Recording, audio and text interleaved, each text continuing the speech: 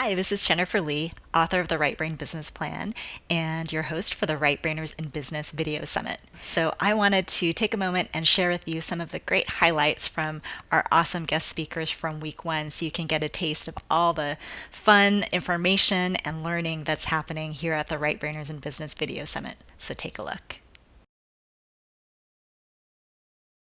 There's a specific practice I do around the remembrance in terms of returning to the heart, but almost a kind of an even shorter thing just to introduce in this interview is to just ask the question, is love available even here? Is love available even here, especially when you're facing something challenging? And I find that the quality of love is such a broad, expansive quality that at times it can be inspirational and motivational and energy producing, and other times it can be just the totally compassionate, relaxed, loosening back kind of experience. So. Yeah. Oh, that's so beautiful. It's funny because actually my most recent Right Brain Business Plan, the first panel says love, and it's just a person holding a gift. So as you said that, I was reminded of that. So thank you.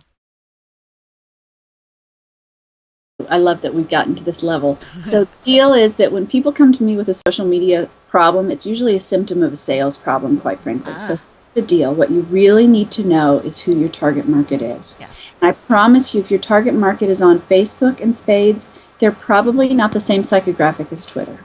So you need to figure out, do a little bit of fishing, where am I getting a response? Yeah. So find where they are and then go for it. It's really that simple. Because what often happens is we discover is that the deal isn't really clear. Right. So we're ending up helping people figure out the deal. So you got to first figure out the deal, and then it can be put to paper. Right, and have that in plain English or in pictures, right? Because in working with Michael, I think I'll show just a little bit since we're on video. I put together a visual map for the licensing to kind of explain what it is I was offering. And that definitely helped you guys understand what I was up to and what my goals were. So, yeah, I think that was a really helpful exercise because it was going lots of different directions. You were getting lots of input from other people, and it was like, wait a minute, write down exactly how you see this going. And once we could see the picture that was in your head, it became really easy to see exactly what you needed. Right. So the right and left brains working well together there. That's right. First, know what sells. And so just some questions around that, like what's easiest for you to sell? Okay. What will sell when all else fails? Like, have you found that product or service yet? What can you sell right now? Like if you had to make $100 today, what would you try to sell?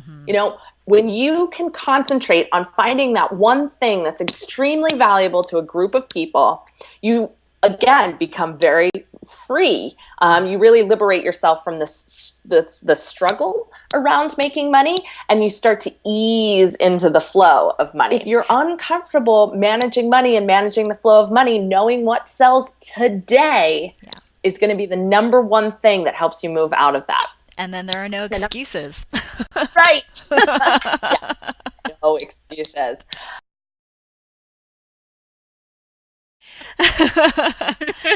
Well, I can see you've got the Right Brain Business Plan behind you. If you can maybe talk us through, because you also have a great format that you've used, and if you can talk about that.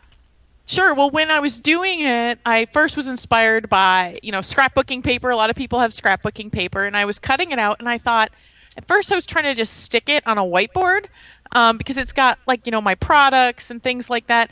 But I couldn't move it, and that wasn't working for me. I need to be able to move things. So this is a magnetic board, and I put magnets on the back so I can move them around. And then that way, if I want to focus on something, like for example, one day, let's say I want to focus on my products and services. I put it in the center. Okay, products and services, that's today. But let's say maybe there's a day I want to focus on working on my websites. Well, there you go. Now that's it. It reinforces what my focus needs to be for that day or that week. And of course, I've got the number muncher, and I'm going to do a close-up here so everyone can see him. He's the villain. He is the bad guy. Everyone's got a fear of or most people, a fear of finance, a fear of numbers. And part of overcoming that fear is creating an avatar that you can then put in its place, in a sense. Because even though, yeah, he's not great, he's not as scary as the unknown. The thing is that entrepreneurship is it's such a powerful path for spiritual and personal growth and transformation, because business offers us the opportunity to bring our own values and our own essence fully into our work in ways that may not be possible when you're working for somebody else. It allows us, it gives us a kind of playground for practicing how to bring more of ourselves into the world, how to partner with subtle energy realms to bring more of our business's soul into the world, and how to be sources rather than simply consumers of the kinds of qualities we want in the world.